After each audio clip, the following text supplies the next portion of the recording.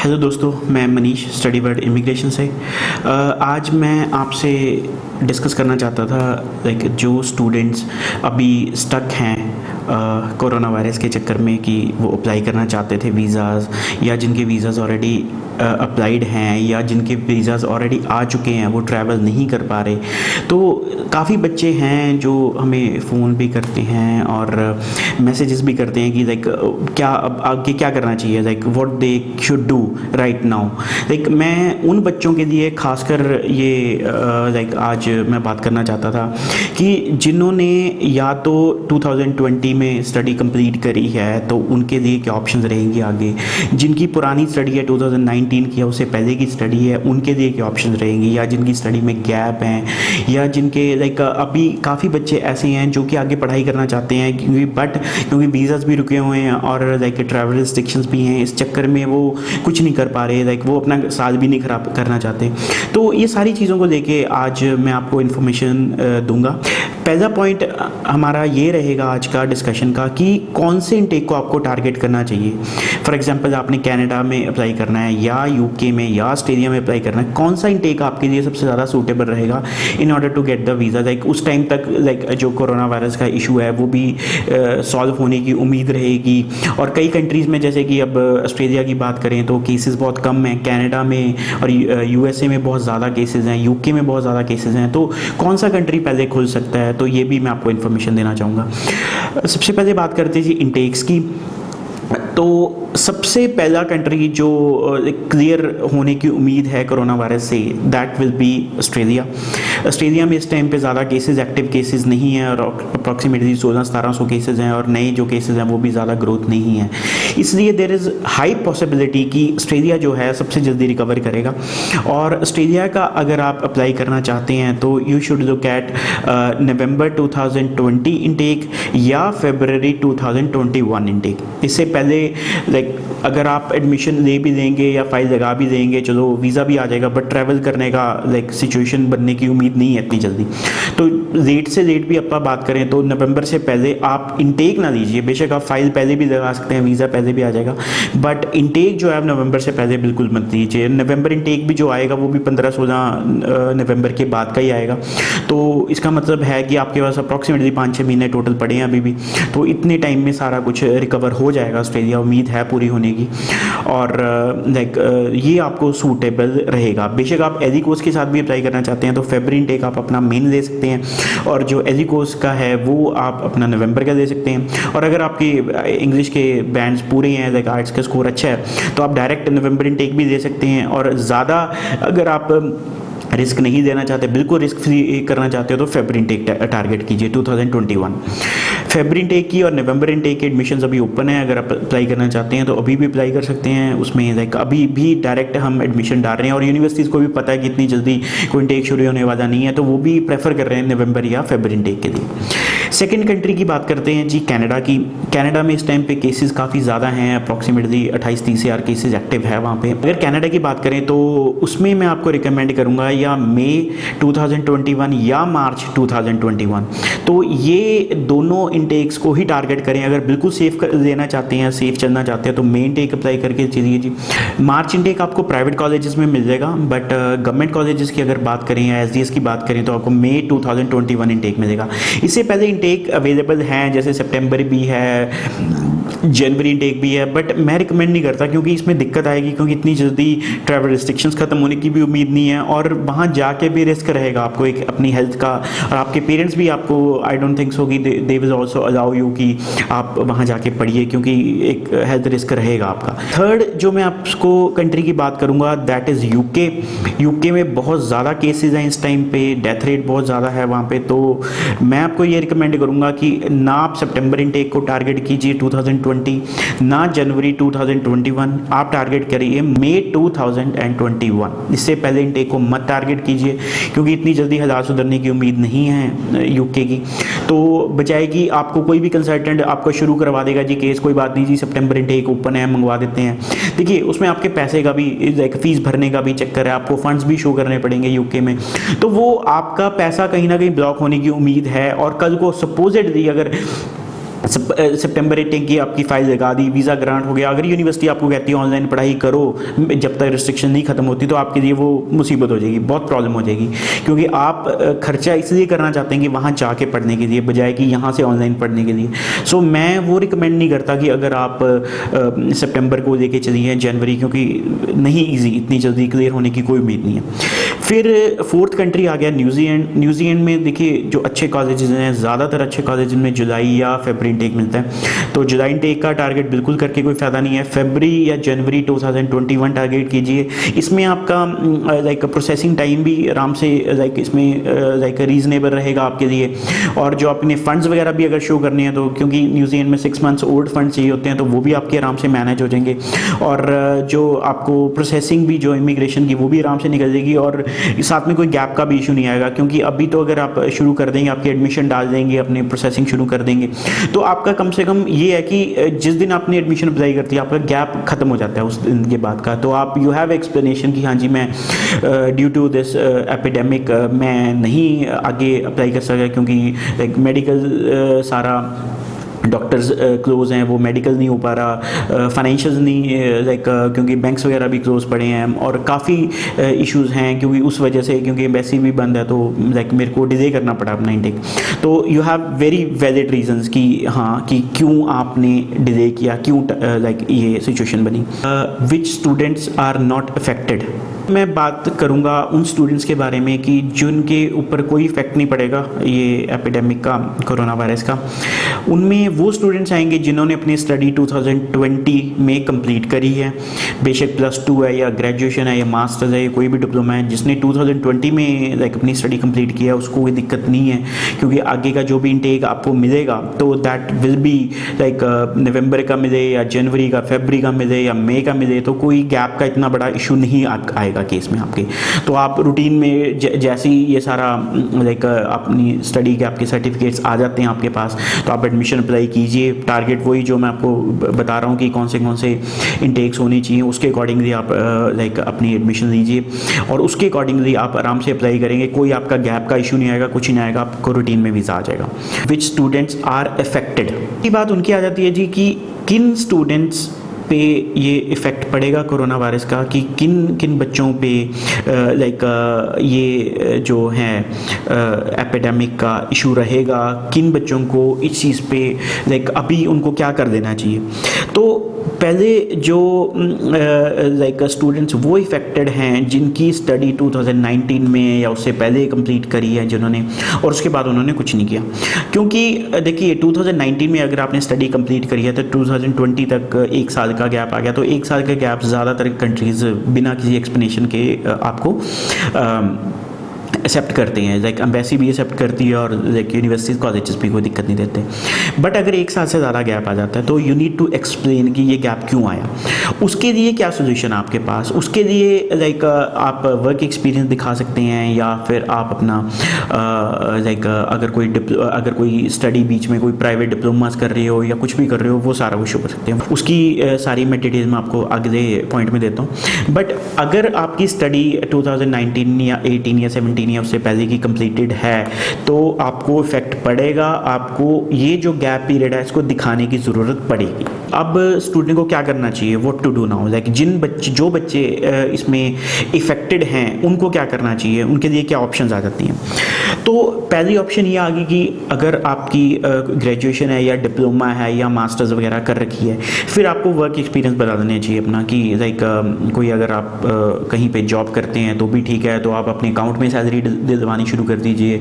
अगर आपको अकाउंट में मिल रही है तो चलो वो कंटिन्यूटी चल जाएगी, बेशक लॉकडाउन पीरियड में आप घर पे बैठे हो तो भी कोई दिक्कत नहीं है, वो एक्सप्लेनेशन में आ जाएगा। बट अगर आप कुछ भी नहीं कर रहे तो you should start a job, या फिर कोई अपनी रिलेटिव्स में, फ्रेंड्स में किसी का भी बिजनेस है तो उनसे आप लाइक वहाँ पे जॉब शुरू कर सकते हैं, या अकाउंट में सैलरी जैसे डलवानी शुरू कर दीजिए, जैसे आज से डलवानी शुरू कर दीजिए, क्योंकि बैंक्स वगैरह में चलो ऑनलाइन ट्रांजेक्शन तो हो ही जाएगी, अभी भी हो जाएगी। तो आप हर महीने जब तक आप एम्बेसी में वीज़ा नहीं अप्लाई करते तब तक आप अपने हर महीने अकाउंट में सैलरी डलवाइए, कम कम से कम 12-13 हज़ार से लेकर इससे ज़्यादा जितनी भी हो सके ज़्यादा अच्छी बात है, जितनी ज़्यादा हो जाए इतनी अच्छी बात है। तो अकाउंट में अपनी सैलरी डलवानी शुरू कीजिए। तो इससे क्या होगा कि जब आप वीज़ा अप्लाई करोगे तो कम से कम उस टाइम तक अगर 5-6 महीने में निकल जाते हैं टोटल, तो आप दिखा सकते हो जी मैं फ्री था इस टाइम में क्योंकि और कुछ नहीं था करने को, तो मैं अपना जॉब कर रहा था। तो पिछली बेशक आपकी सैलरी है जो कैश में मिली है तो वो कोई दिक्कत वाली बात नहीं है, बट लास्ट 3 महीने की कम से कम सैलरी अगर आपके अकाउंट में आ रही है तो आपका केस काफ़ी जेन्युइन बन जाता है। फिर वो स्टूडेंट्स जिन्होंने +2 करी है और उसके बाद गैप उनका बन रहा है, बेशक 18 या 19 पास आउट हैं, उनको क्या करना चाहिए? उनको कोई ना कोई डिप्लोमा ज्वाइन कर देना चाहिए, या कई फास्ट ट्रैक डिप्लोमाज होते हैं जो पिछले साल शुरू हुए होते हैं, तो वो फास्ट ट्रैक करके आपको पिछले साल से शुरू करके अब तक आपका एंड कर सकते हैं, यानी कि डिप्लोमा का 1 ईयर का 1 ईयर हाफ का डिप्लोमा।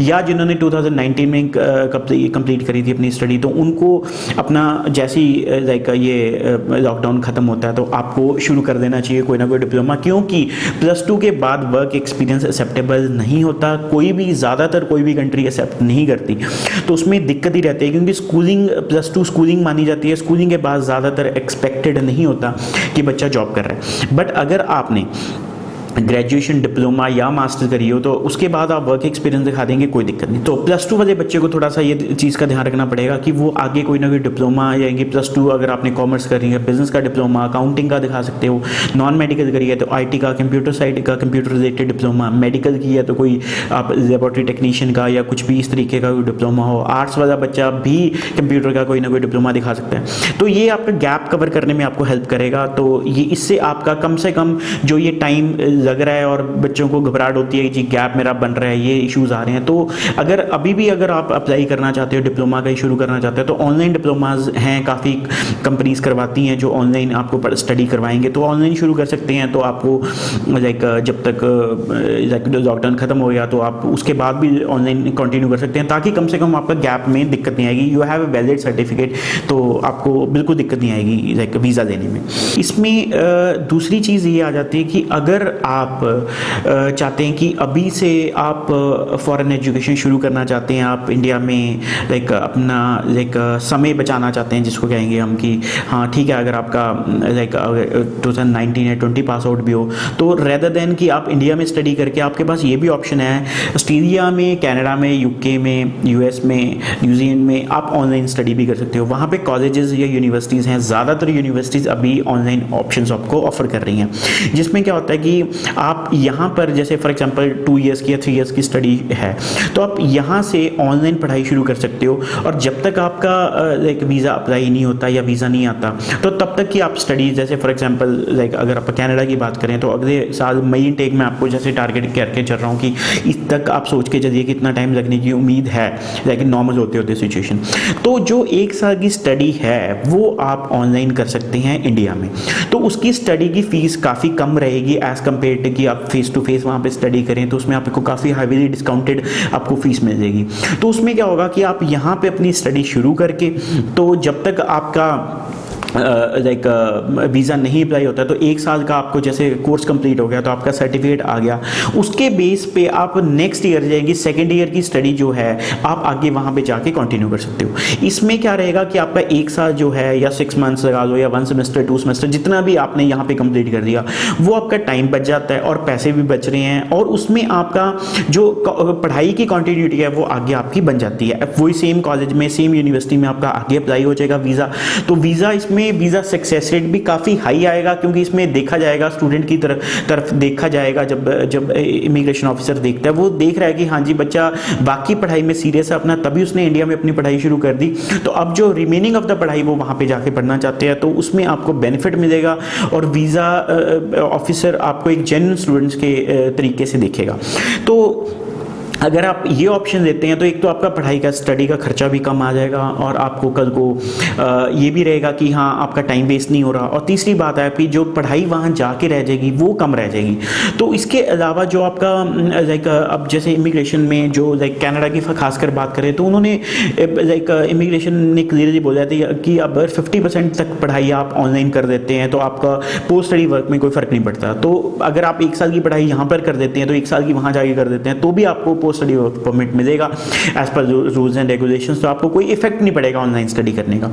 तो इसका ये रहता है कि रेदर देन इंडिया में टाइम वेस्ट करने के और सब कुछ करने के, तो आप ऑनलाइन स्टडी कीजिए। तो उसमें ग्रुप्स बनेंगे, तो आप और बच्चों के साथ भी कोलैबोरेट कर सकते हो जो आपके ग्रुप के या क्लास के बच्चे हैं ऑनलाइन, और उसमें थोड़ा सा लाइक पढ़ाई करना ईजी भी रहेगा और सक्सेस रेट भी पढ़ाई का ईजी आएगा।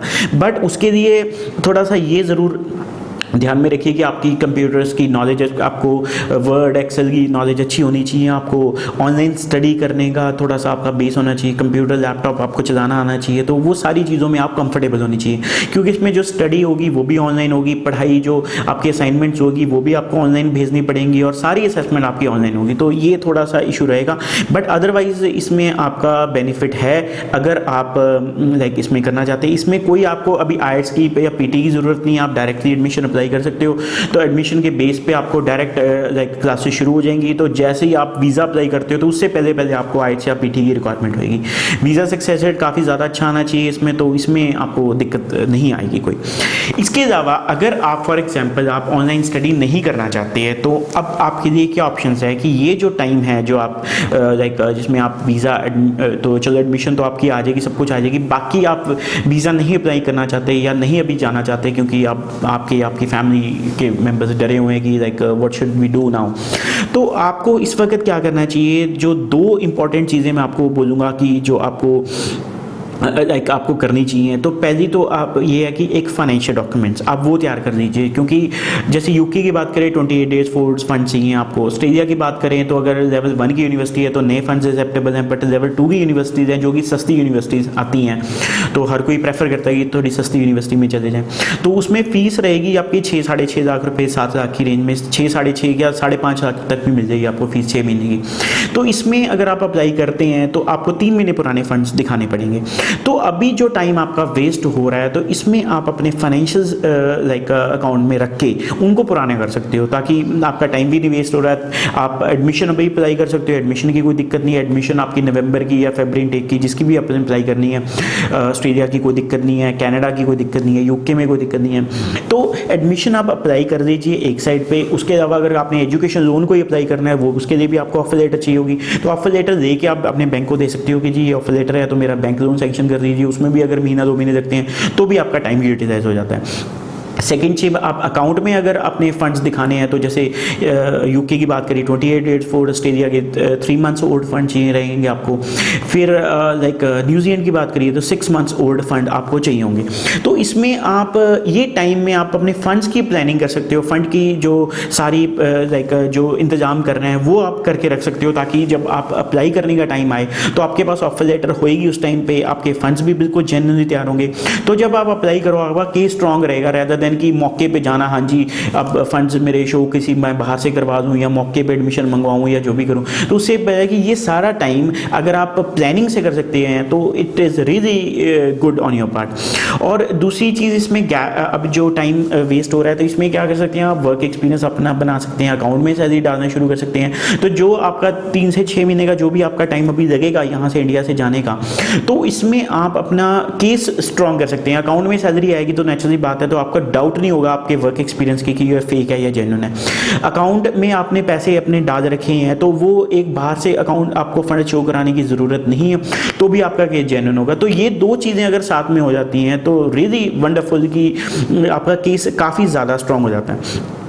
और जो लाइक अभी जो बच्चों के ऑलरेडी वीज़ाज ग्रांटेड हैं, फॉर एग्जांपल यूके के ग्रांटेड हैं या ऑस्ट्रेलिया के या कनाडा के, उनके लिए 2 ऑप्शन है इस टाइम पे, या तो आप अपनी स्टडी ऑनलाइन यहाँ से शुरू कर सकते हैं। इसका बेनिफिट भी है जी और नुकसान भी है। पहले आपको मैं बेनिफिट बता देता हूँ। बेनिफिट ये है कि आपका टाइम बचता है, इसके अलावा कोई खास बात नहीं है, टाइम ही बचेगा। इसमें बेनिफिट भी आपको बता देता हूँ और नुकसान भी बता देता हूँ। बेनिफिट बस इसमें एक ही है कि आपका जो टाइम बचेगा, क्योंकि फ़ीस तो आप फुल पेमेंट दे चुके होगे, ऑनलाइन की फ़ीस कम होती है जबकि बहुत काफ़ी ज़्यादा, तो वो तो आपकी जा चुकी है। तो बट इसमें बस यही कर सकते हैं कि चलो आप इंडिया में फ्री बैठे हैं तो यहाँ पे स्टडी शुरू कर दीजिए जी, और अपना जितना टाइम यहाँ पे आप 6 महीने 4 महीने जितने भी लगते हैं वो अपना यूटिलाइजेशन ऑफ टाइम है, इससे ज़्यादा कुछ नहीं। बट नुकसान की बात करूँ तो पहली बात तो ऑनलाइन स्टडी, खासकर जो यूनिवर्सिटीज़ की अगर मैं बात करूँ तो कुछ यूनिवर्सिटीज़ की तो चलो ईजी रहती है, बाकी ज़्यादातर की थोड़ी सी मुश्किल रहती है। यूनिवर्सिटीज़ की तो खासकर ये प्रॉब्लम रहती है। सेकंड चीज़ की बात बोलूँ कि कई बच्चे कंप्यूटर में इतने अच्छे नहीं होते, एक्सेल पावर पॉइंट में, एक्सेल और वर्ड में सॉरी, तो उनके अच्छे नहीं हाथ होता, लैपटॉप पे हाथ नहीं तेज़ होता, तो उनको ईमेल्स करनी या ऑनलाइन असेसमेंट का उनको नहीं नॉलेज होती, तो वो आपको दिक्कत रहेगी।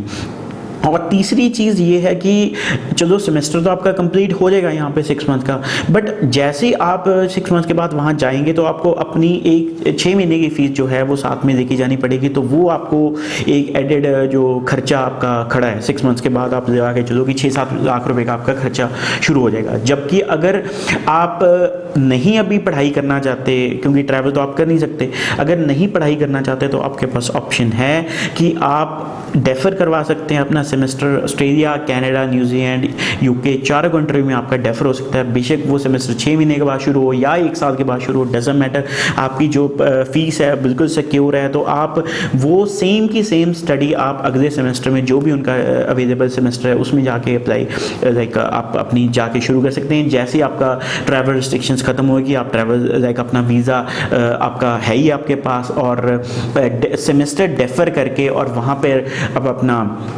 नेक्स्ट इनटेक में जो भी नेक्स्ट अवेलेबल इनटेक की ऑफर लेटर लेके आप जा सकते हैं। उसमें कोई ट्रैवल में आपको दिक्कत नहीं आएगी, कोई इमिग्रेशन में दिक्कत नहीं आएगी, बट आपको डेफर्ड ऑफर लेटर ज़रूर चाहिए होगी। और जब आपका वहाँ पर जाके वीज़ा ख़त्म होने वाला होगा तो आप अपना वीज़ा एक्सटेंड करवा सकते हैं, जितना टाइम आपका इंडिया में वेस्ट हो गया तो वो आपका ऑटोमेटिकली बिना किसी प्रॉब्लम के आपका आराम से वो एक्सटेंड हो जाएगा, तो उसमें कोई दिक्कत नहीं। सो अभी लास्ट क्लोजिंग में मैं आपको यही कहना चाहूँगा कि अगर आप कोई भी टारगेट लेके चल रहे हैं बाहर पढ़ने का, तो फर्स्ट ऑफ ऑल आप अपनी कंडीशनल ऑफर लेटर अप्लाई कर दीजिए, क्योंकि उसमें आपका गैप, जैसे ही आपने एडमिशन अप्लाई करती तो आपके आगे का जो गैप है वो आपका दिक्कत नहीं देगा। तो आपके पास एक बहुत बड़ा रीज़न है कि देखिए जी मैंने तो एडमिशन अप्लाई कर दी, उसके बाद आइट्स के सेंटर बंद है जी, आइट्स की कोचिंग टेस्टिंग नहीं हो रही, फिर बैंक्स बंद है, डॉक्टर्स बंद है, तो मैं आगे का प्रोसेस नहीं कर सकता था, बैंक्स बंद है तो मैं लोन नहीं अप्लाई कर सकता था। तो ये सारी इश्यूज़ हैं, बट मैंने अपनी प्रोसेस यहाँ पे एडमिशन पे शुरू कर दिया। तो एडमिशन अप्लाई करके अगर आप फरवरी या अगले साल का मई टेक भी टारगेट करके चल रहे हैं तो आपको गैप को कवर करने में थोड़ी हेल्प ज़रूर मिलेगी इसकी। और खासकर इसमें ये भी रहेगा कि कई बार क्या होता है कि जल्दबाजी में आपको ज़्यादा अच्छी और जो थोड़ी सस्ती यूनिवर्सिटीज़ हैं वो नहीं मिल पाती, और अभी आप अप्लाई करोगे तो आपको यूनिवर्सिटीज़ भी अच्छी मिल जाएंगी, सस्ती यूनिवर्सिटीज़ मिल जाएगी, स्कॉलरशिप भी मिल जाएंगी। तो आपका जो केस अदरवाइज जो आपका खर्चा आना था, तो अगर आप फंडिंग आपकी मैनेज कर दें, वर्क एक्सपीरियंस मैनेज कर दें और यूनिवर्सिटीज़ की अभी एडमिशन अप्लाई कर दें, तो आपको मैं गारंटी देता हूँ कम से कम 2 से 3 लाख रुपये का आपका खर्चा आराम से बच जाएगा अगर आप प्लानिंग से कर देंगे। तो ये सारी चीज़ें आपका पैसा भी बचाएंगी, आपका केस भी स्ट्रॉन्ग करेंगी और आपका जो गैप है वो भी कवर करेंगी। बाकी इसके लिए इसके अलावा कोई भी इन्फॉर्मेशन आपको चाहिए तो हमारे फ़ोन नंबर्स जो स्क्रीन पे हैं आप इस पे कॉल कर सकते हैं, और मेरे से बात करनी है तो आप फ़ोन भी कर सकते हैं या व्हाट्सएप मैसेज कर सकते हैं या ईमेल भी कर सकते हैं। हमारे ऑफिस चंडीगढ़, जलंधर, अमृतसर, लुधियाना, पटियाला हैं। अभी आप कोई भी केस अगर अप्लाई करना चाहते हैं तो कोई हमारे एडमिशन चार्जेस नहीं है, कोई एप्लीकेशन चार्जेस नहीं है, कोई फाइलिंग चार्जेस नहीं है, जो भी हमारी कंसल्टेंसी चार्जेस होगी वो भी आफ्टर वीज़ा होगी। तो अभी आपने कोई भी इन्फॉर्मेशन लेनी है तो please you can call us and आप अपनी एडमिशन आपकी फ्री ऑफ कॉस्ट हम अप्लाई करेंगे। तो बाकी आपको कोई गाइडेंस फाइनेंशियल्स को लेके चाहिए, कोई गैप को लेके चाहिए, कोई स्पाउस केस को लेके चाहिए, या किसी भी यूनिवर्सिटी या कॉलेज की कोई कोर्सेज़ की ऑप्शन चाहिए, लेवल 1 की यूनिवर्सिटीज़ की आपको ऑप्शन चाहिए, तो please you can call me any time. तो बाकी I will be there to help you out. बाकी जैसे ही लॉकडाउन ख़त्म हो जाएगा उसके बाद फिर आप आगे का प्रोसेस शुरू कर सकते हो, आइट्स करना है या फिर आगे का कोई भी प्रोसेस करना है उसके बाद कर सकते हो। थैंक यू जी, थैंक यू सो मच।